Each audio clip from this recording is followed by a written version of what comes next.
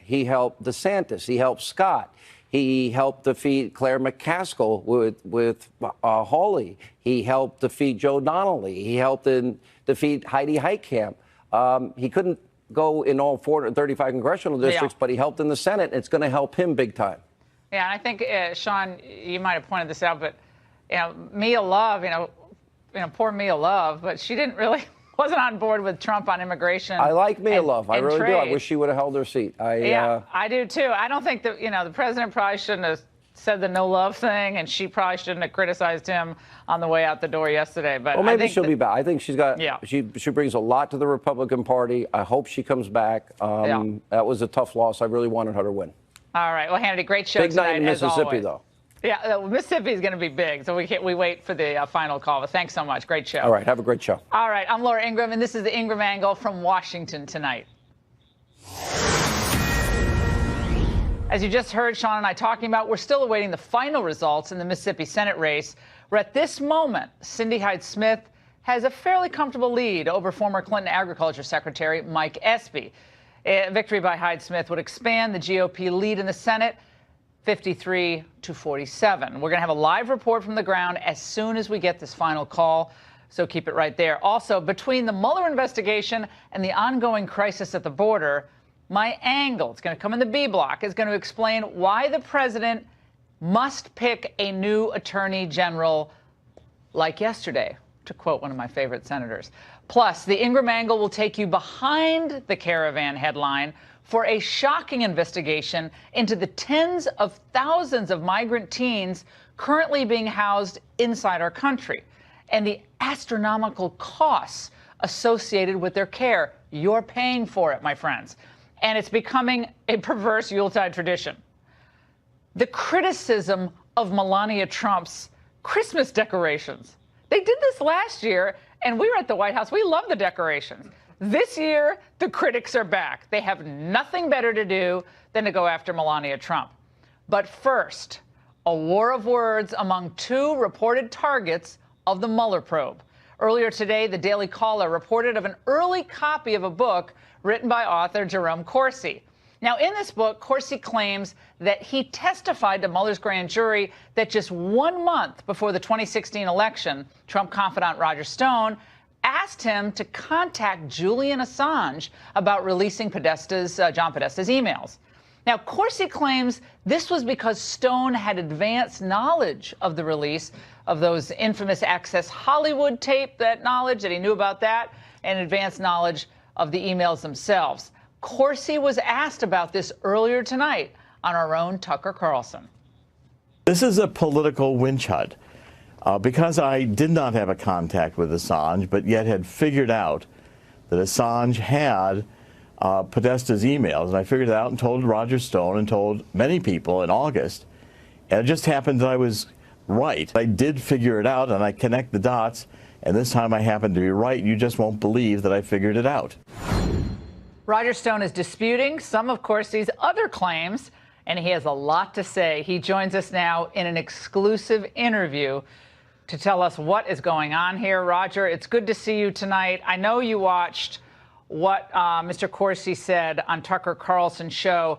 A lot of folks watching, they think of the Mueller probe and like nefarious Russian plots, and they hear, Assange's name and the Ecuadorian embassy. They don't know who Jerome Corsi is, and they kind of know who you are, but simplify this for us so our listeners know what they need to know to understand the current state of affairs in this investigation as it pertains to you. Well, first of all, Laura, thank you for having me, because my own show at InfoWars is so heavily censored to deny me a forum to have a chance to defend myself. I'm very grateful for the chance to be here. This is really simple. It shows what happens when you hotbox a 72-year-old man for 40 hours, as the Mueller interrogators did. Quite clearly, I made it very clear that on August 21st, I posted a tweet that said, "The Podesta's time in the barrel will come."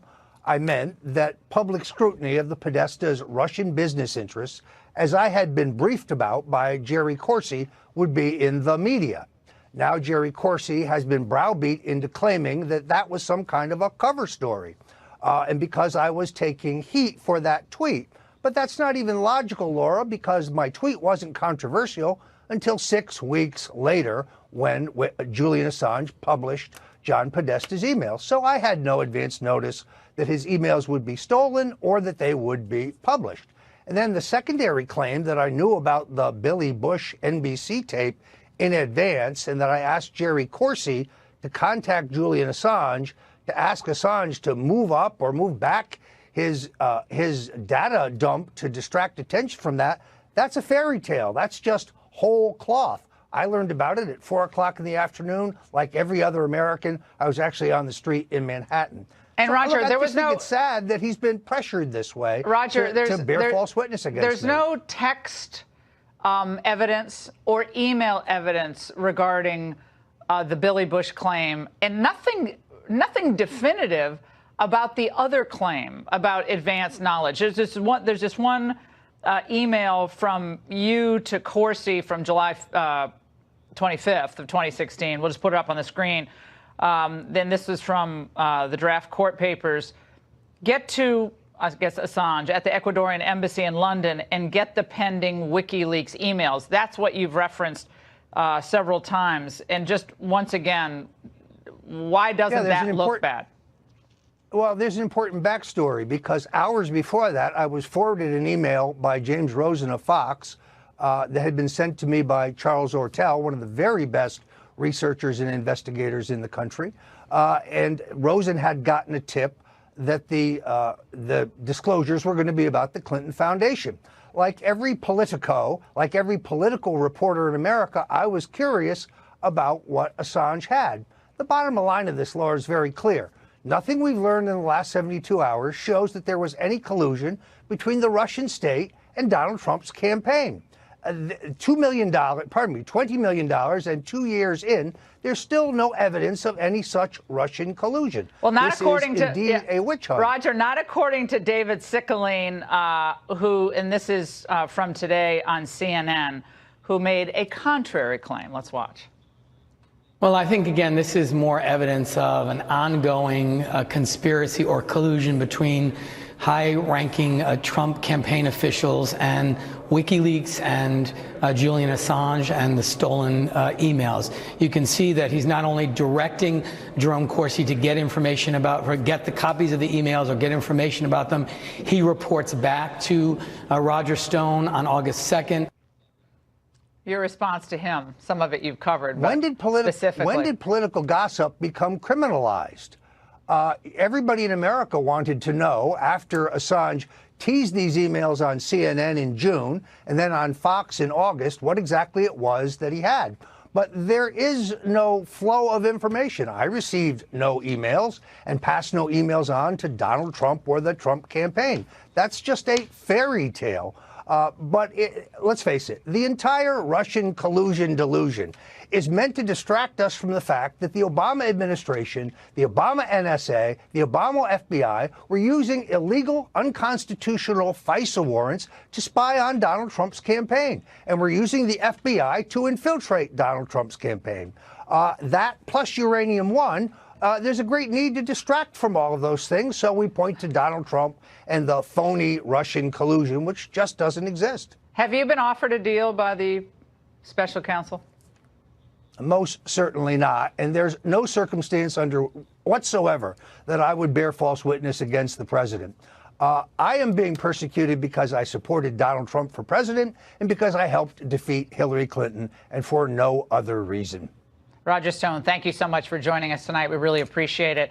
And joining us now with a reaction, Attorney John Sale, who was an assistant special prosecutor during Watergate, and Democratic pollster Mark Penn, the architect of Bill Clinton's reelection, who knows a lot about special counsel investigations. John, let me start first with you.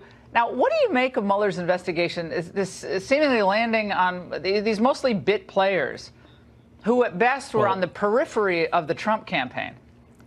Well, you have to look at their end game. And it goes from WikiLeaks to Corsi to Stone, but that does not establish what they're after. So what they're trying to do is flip people. And I think the Manafort story is really a tragedy. I mean, this man has been in solitary confinement. And because he so-called lied, he's going to serve life in prison. And people are saying, why is he lying? Who's he protecting? What's he afraid of? I mean, is anybody saying he's just not going to say what they want? He's just not giving up the president? Doesn't the president deserve the same presumption of innocence that everybody else has? Sometimes I think that I'm living on another planet. But when you hear Mr. Corsi and Mr. Stone going on television and saying they're going to be indicted and actually explaining their defense, I would think as their lawyers are tearing their hair out. Yeah, it sounds, I mean, they both in their own, description. And again, I'm speaking as a defense attorney. I'm very suspicious of most prosecutors. No offense to prosecutors out there who are doing a good job, but I know the racket they play. They have an enormous amount of power, and someone is looking at life in prison versus, okay, we just need you to say, you got to be truthful. You know what being truthful means. You want to see your wife for the next 5 years, don't you? You want to see the birth of your first grandchild. Most people just crack. And I think that's what happened to the former national security advisor. I don't think he lied. And Mark Penn, I got to go to you on this. As a political matter, here we are again. It seems like this is deja vu all over again with these special counsels. Well, it does. It seems like the special counsels don't want to end an investigation and not come back with some scalps. And really what you really see here is it seems like this investigation is over. They looked at the campaign. They looked at every email. They got it from the GSA. They interviewed 40 witnesses. This thing was done. Stone's emails here with Jerome Corsi happened after the July 22nd DNC dump in which WikiLeaks announced they had more emails to do. So all they were doing was speculating back and forth between can you get it, what's going on, which you would, frankly, I would have been surprised if Roger Stone hadn't written a bunch of emails to people like that. Everybody was talking about, do you know, have you heard anything? What do you got? Anyone talk to Assange? Criminal, and it certainly shouldn't be the contents of an investigation that's clearly just about over. And we had Corsi tonight, John, respond to this claim that he had met Assange. Let's watch. Have you ever had contact with Julian Assange? No, I've never met Julian Assange. I've never spoken with him. I've never emailed him. I've had no contact with Julian Assange whatsoever. I mean, why would he lie about that? I mean, there would be some type of record of some type of meeting, and seems like Assange and WikiLeaks is laying out a lot of money saying these meetings that they claim occurred didn't occur. $1 million bet on that. I mean, the special counsel will pass on a lie, they say, if he now changes his story, and they will not oppose probation for him. So I've been through it so many times where the prosecutor, if you say certain things, it's the key to the jailhouse. I remember as a young lawyer in Watergate when Archibald Cox said to a few of us, remember, we're not here to get the president. We're here to do a thorough investigation.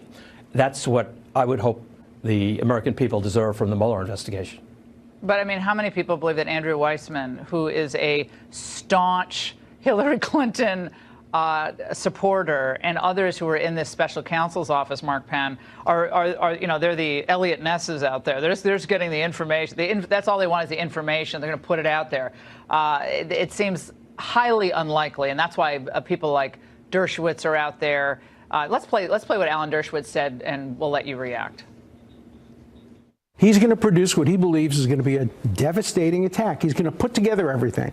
He's going to use information from Manafort and others without necessarily disclosing that they're liars. Well, look, I think that Andrew Weissman has a questionable reputation for having taken witnesses and taken the legal process too far. But the most important thing I found was in the exit polls. Donald Trump only had a 44% job approval, but 54% believe that the Mueller investigation is political in nature. This investigation has been discredited, and they don't want to end it in a fair way. I think really Dershowitz is right. They're going to issue a report, and they're going to make it as damning as possible, just like Ken Starr did. John, earlier tonight, when Corsi was interviewed by Tucker, he was asked about this, basically, have you knowingly ever subverted the interests of our country to help another country like Russia? Have you ever had contact with Russian intelligence? And he said, absolutely not. I'm a loyal American. I have no contacts with Russian intelligence. I have no business interests in Russia. Have nothing to do with Russia. I've never been to Russia. That's kind of the keeper soundbite of that interview, if you ask me. I guess he had a white Russian once, though, at a bar, so that's enough. Well, he wasn't being vague about that. And I think Roger Stone said, when you asked him if he was offered a deal, I think he said, I would not bear false witness. I mean, doesn't that tell it all? But I think this investigation needs supervision. And I think it needs supervision by a permanent attorney general, not to cut it off, not to cut off its oxygen, but to say, let's bring this to a reasonable conclusion. Now, John, you gave the interview to my introduction, basically, to my next segment about why the president needs to select an attorney general now. So thank you for that. Great segment, guys. Thanks pleasure. so much. And Thanks WikiLeaks has once again found themselves at the center of this latest battle, not just with Stone and Corsi, but with Paul Manafort as well. Now, after it was suggested by The Guardian newspaper that Manafort met 3 times with WikiLeaks founder Julian Assange, both Manafort and Assange have threatened legal action against the UK paper for libel. Now, joining us now is someone who knows a lot about how WikiLeaks operates is Peter Schweitzer. He's the president of the Government Accountability Institute. Peter, WikiLeaks seems to be intersecting with all the Mueller targets here. So what is actually going on here? Again, I think most people trying to unpack this, it's very confusing and it seems very remote from this idea of Russian meddling in the elections and colluding with a Trump person. But explain it for us. Yeah, no, I think you're exactly right. I mean, look, when the FBI issued its initial finding on the 2016 election, they talked about the fact that the Russians wanted to sow dissension in the United States. That was the basic theme. But, you know, the Clinton campaign and the Democrats did not want to accept the 2016 election results.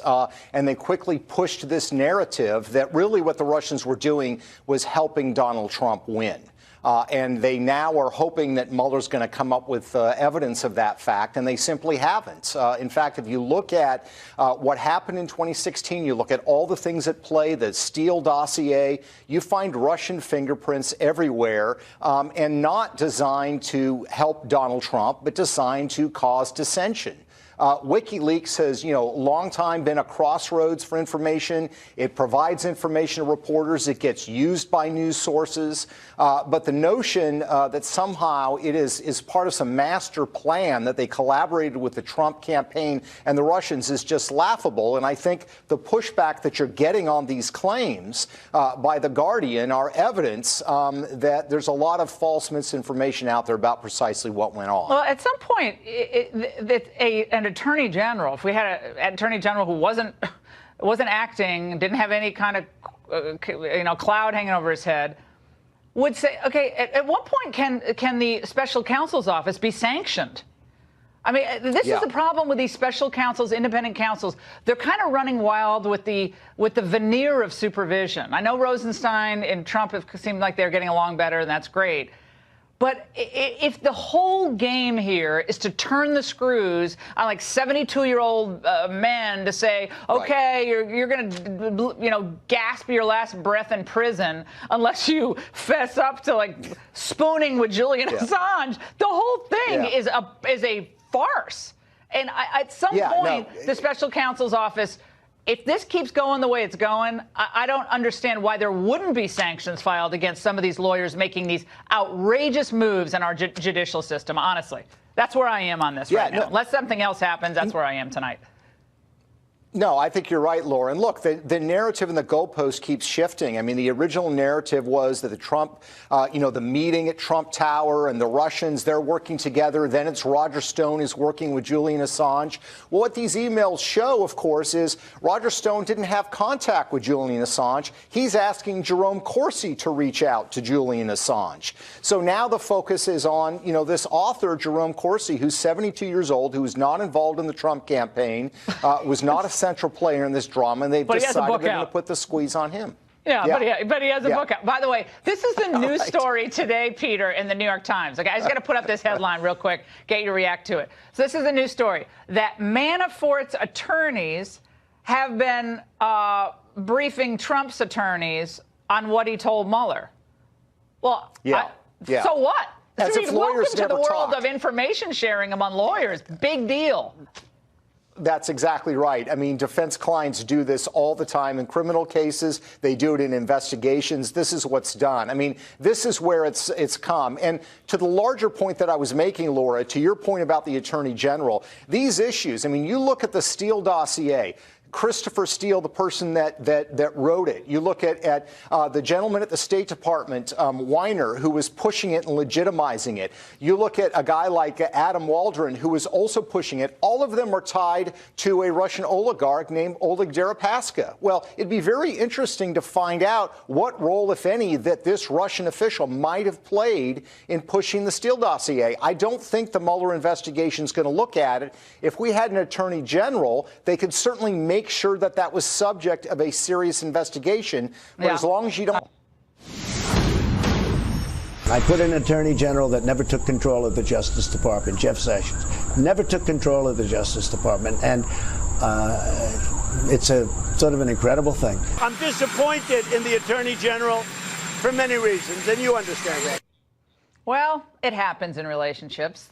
The president and Jeff Sessions started off strong. They were tight. But then they basically ended up hating each other. Well, it's been 3 weeks since Trump canned Sessions, and we haven't heard much about his filling this critical position of the attorney general since this. Well, I have some very, very good people, but, I mean, there's no rush. You know, it has to go through a Senate process, which takes a long time. But we'll pick somebody that's great. We're going to pick somebody that's very good. Well, the fact that we still have no AG nominee has Senate Judiciary Committee Chairman Chuck Grassley up in arms. He said, I think it would be wise for the president to get somebody appointed like yesterday. How long does it take for you to make up your mind for who you want to be attorney general?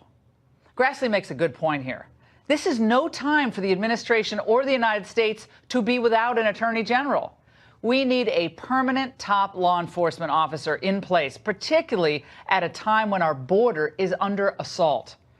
Now, for its own part, Democrats and their media sponsors have had a field day since the president's selection of former Sessions Chief of Staff Matthew Whitaker, and he was named, of course, as acting AG. Lawsuits have been filed by Senate Democrats Blumenthal and Hirono to remove Whitaker, claiming the pick is unconstitutional, since Whitaker hasn't been confirmed by the Senate. He very simply cannot install a person like Matt Whitaker, who is his lackey and lapdog, when the office really requires qualifications. And Matt Whitaker lacks the key qualification, which is approval by the Senate. The state of Maryland has also filed an absurd lawsuit to block Whitaker from his involvement in an existing Obamacare lawsuit that they say would protect people with pre-existing health conditions. My friends, this is all an unnecessary distraction. Trump's DOJ should be devoting its manpower and resources to defending his policies against the relentless attacks by groups such as like the ACLU. There's no point in fighting unnecessary battles launched by vicious opponents, nor by delaying the nomination of a new AG does the president need the appearance of seeming to be worried about the pending Mueller report. Now, notwithstanding the bad blood between the president and Jeff Sessions after his recusal in that Russia probe, Sessions was tough and he was in sync with Trump on border enforcement. And now more than ever, we need a strong, smart, well-respected AG who is liked by the president to immediately do the following. Number one, lead the fight against the nationwide injunctions enacted by activist district court judges on issues from illegal immigration to health care. These injunctions issued by these activists on the bench are thwarting the rule of law, the will of the American people, and the president. Number two, the new AG needs to launch an investigation of open borders groups such as Pueblos Sin Fronteras that have organized and choreographed this migrant crisis at the border. These organizations are criminal conspirators. They're masquerading, though, as nonprofits helping the migrants. Now, right now, there are laws on the books that a smart leader at DOJ could utilize to stop this caravan madness. What are these laws? Well, under Section 274 of the Immigration and Nationality Act, any person who knowingly brings or just attempts to bring in an alien into the United States illegally has committed a crime punishable by up to 10 years in prison. Moreover, anyone who encourages or induces an alien to come, to enter, or reside in the United States illegally can be jailed for up to 5 years. And someone who aids or abets people committing either of the above acts can also be jailed for 5 years. And by the way, it gets better. 18 U.S.C. Section 1324 even invokes the possibility of the death penalty for those whose actions result in the death of any person while violating the governing immigration laws. Jeff Sessions dropped the ball on this issue. A new AG must not. Number 3, before Pelosi takes the gavel and a deluge of Democrat-led congressional investigations hit the Trump White House, a whip-smart, strong, experienced AG is needed to coordinate legal strategy and defend the president's policies and decisions. That means coordinate with the White House. This requires that he or she be confident and competent enough to appear on fair media outlets to advance the White House's position. We need to see the Attorney General. 4th, let's face it, we need a new AG to help restore public trust at the department and, of course, the Department of Justice and the FBI.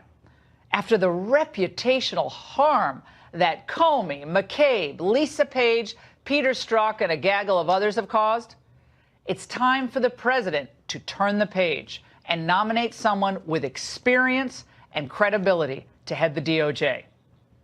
Now, weeks ago, I suggested former New Jersey Governor Chris Christie as a possible AG pick. He would be fantastic. So would our next guest. And that's the angle. All right, but first, breaking just moments ago, GOP U.S. Senate, for the U.S. Senate, Senator Cindy Hyde-Smith wins that runoff in Mississippi, keeping the seat in Republican hands and giving the GOP Senate a 53-47 advantage. We're all going to have a live report right before Hyde-Smith's remarks later in the hour, after a little marble removal of from my mouth. But here now to react to my angle is Andrew McCarthy, a former chief assistant U.S. attorney and Fox News contributor. All right, Andy, you know, the Fox News alert, very important, of course, but it got in the way of, you know, that great intro to you. So I have 2 picks, Christie and you. Come on. I thought the alert was that you nominated me. That's what I thought. That's what I thought was the news break. I was like, wait a second, the alert coming right out of that. But, you know, this is how we roll. It's live news. But, Andy, what do you make of look, you know what I think about you. You would be phenomenal. I don't know whether you would do it or not, but you would be phenomenal. But setting you aside for a moment, what about this need to have an attorney general in place, given all of these critical issues that I outlined facing this administration?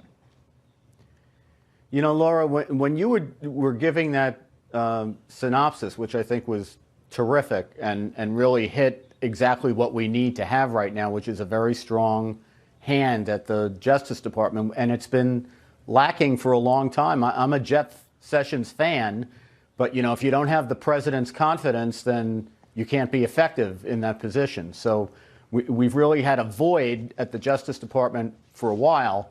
And I was just getting that 2007 feeling and thinking about what uproar we were in at that time between the U.S. attorneys crisis and the things that were going on in Iraq and the enemy combatants and how they were being handled and how they were being interrogated. And it seemed like we were in just complete uproar at the Justice Department. And then all of a sudden, President Bush brought in Judge Mukasey to be the Attorney General. That was fabulous. And suddenly you had an eminent figure who was strong, who had the respect of the courts, who had the respect of both sides of the aisles. Even people who disagreed with him politically could not argue with the fact that Judge Mukasey was a person, as far as the law is concerned, of great rectitude and dedication to the enforcement of the law.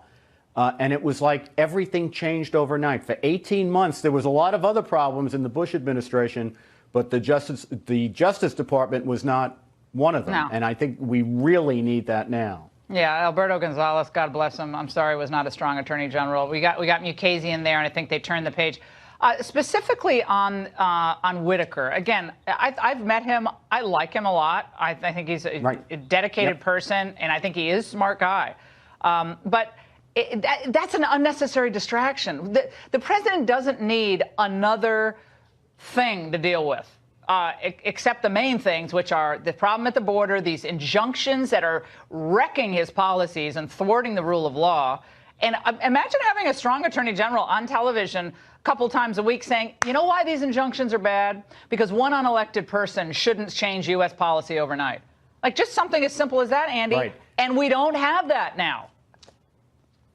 No, and it makes a difference, Laura. Even if you're making a point that's unimpeachable, it makes a difference what the gravitas of the person making the point is.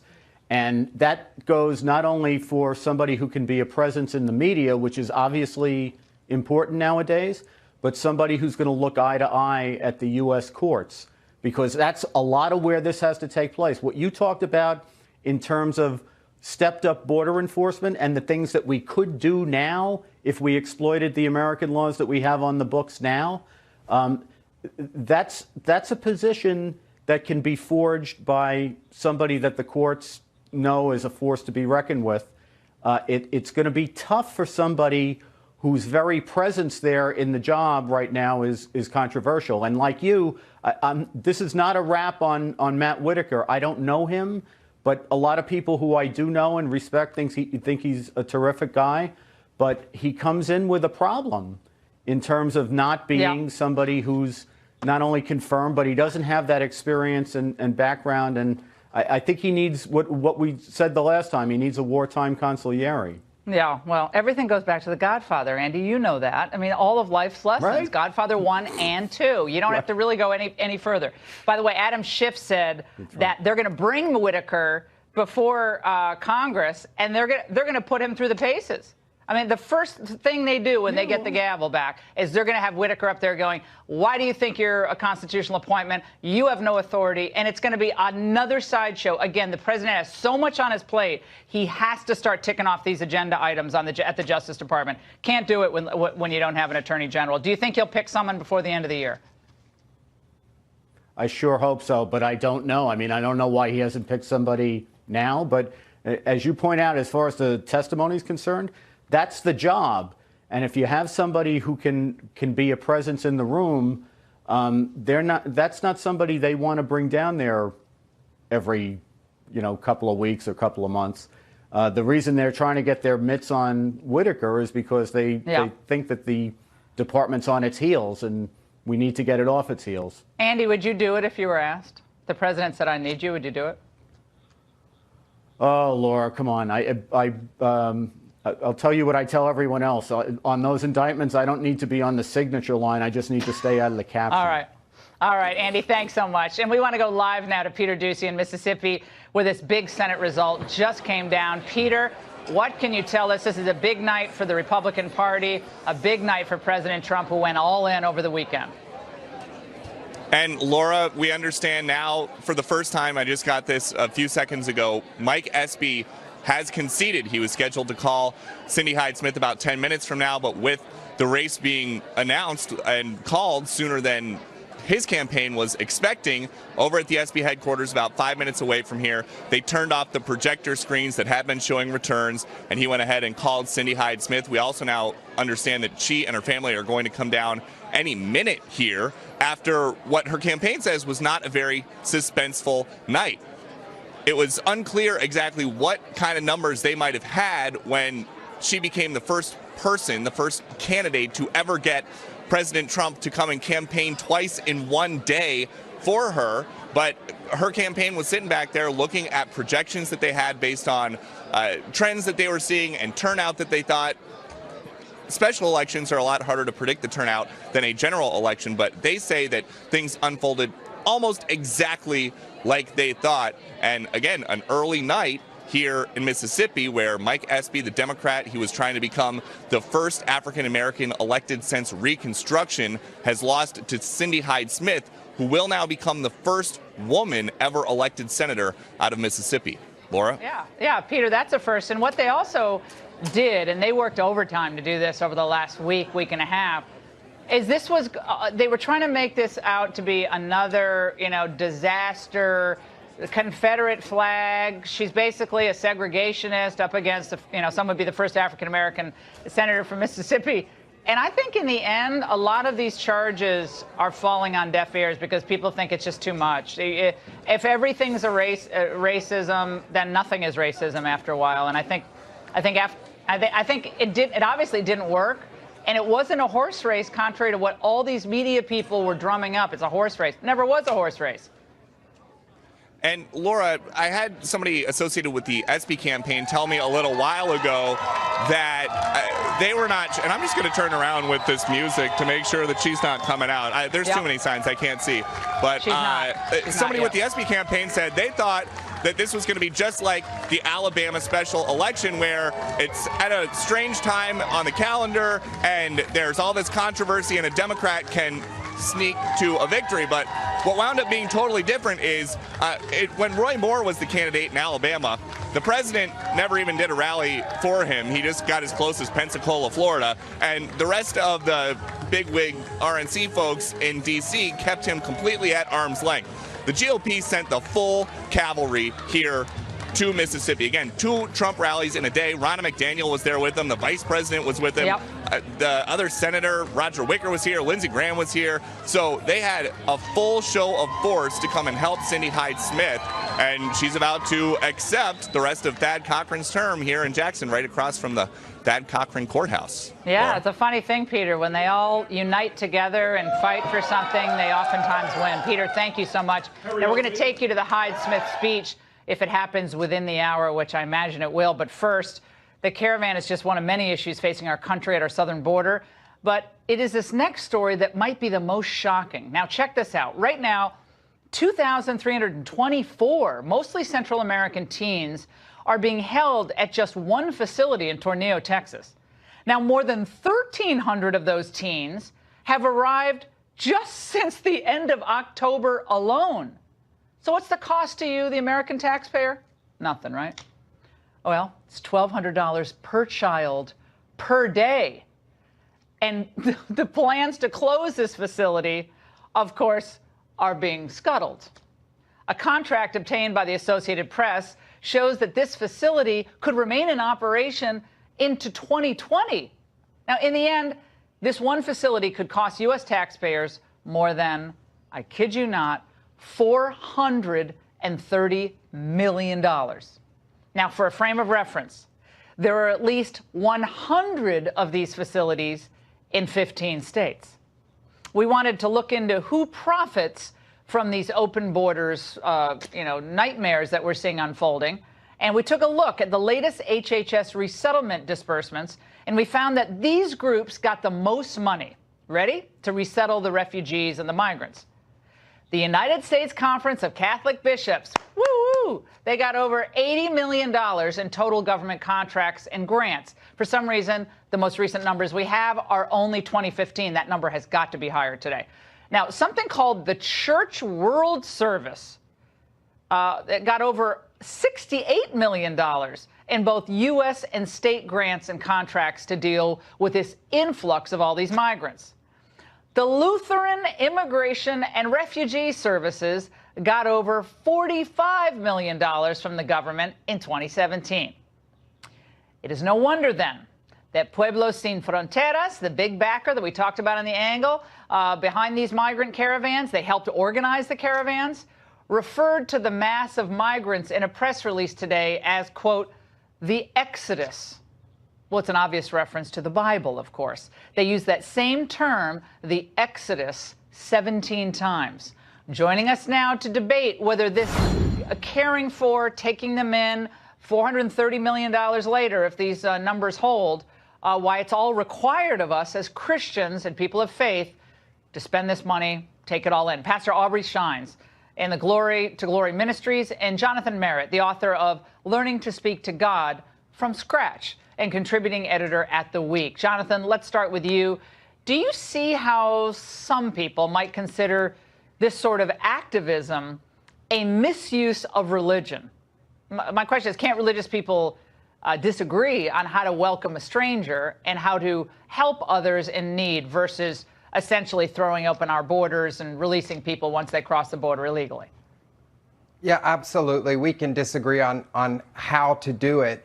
I think that what you're reading in this press release is a recognition of the fact that the Christian story is really a migrant's tale, and this is not the first ministry to use that kind of language. The U.S. Conference of Catholic Bishops have done this. The World Relief, which works with the National Association of Evangelicals, have done this. The Ethics and Religious Liberty Commission of the Southern Baptist Convention, with 15 million evangelical members across the nation, have also drawn in this language. So this use of this language is not a controversial thing if you really look at the groups that are using it. And it's not a left-right thing. You're finding that a lot of Christian groups on the political right have used this language as well. I understand what you're saying. However, if you take money off the table for the U.S. Conference of Catholic Bishops, they get about $100 million. All in, it's about $100 million a year. Okay, Lutherans about a half, 50 million. Other groups, tens of millions of dollars. You take that federal money off the table, and I'd love to see all of the great work of all these organizations. Yeah. It's slightly offensive if you've ever spent time with social workers in America. These are not people driving Cadillacs and making it rain with money.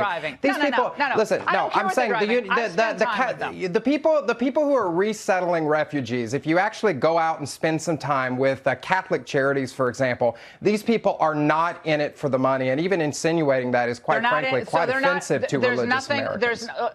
I will say what's offensive to me is someone cherry-picking verses out of the Bible, like Matthew 25, the admonition to feed the hungry and welcome the strangers. Yeah, but you're not cherry-picking. You're not cherry-picking out of the Bible, because now you're in my arena. I mean, I'm the guy here between the two of us who went to seminary. You're not cherry-picking it out of the Bible. Yeah, we're cherry-picking, Aubrey. Almost every biblical character, almost every character in the Bible was an immigrant. Is it in the Bible not to let the other guests speak? I don't think so. So let's go to Matthew 25. Does the admonition to care for others apply to individuals or to governments, Aubrey? Well, listen, first of all, thanks, Laura, for having me. Always great being with you. And Jonathan seems to choose whatever he wants to choose. He certainly doesn't represent an orthodox view of anything that's biblical, whether it is on this issue or same-sex marriage issues. He just doesn't.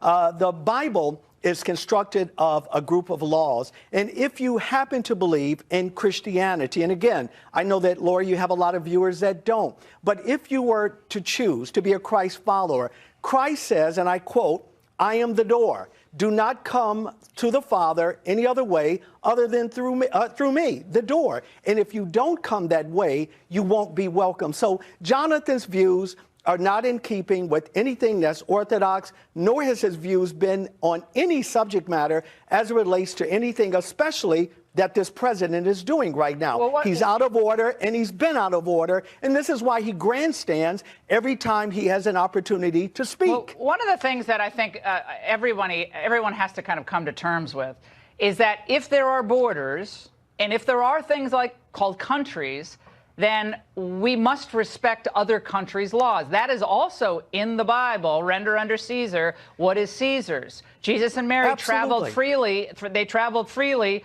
within the Roman Empire because they lived, in Roman-occupied land. I mean, the idea that it's just like we can have an open, borderless society and we'll all be better people. I mean, I guess we could do that.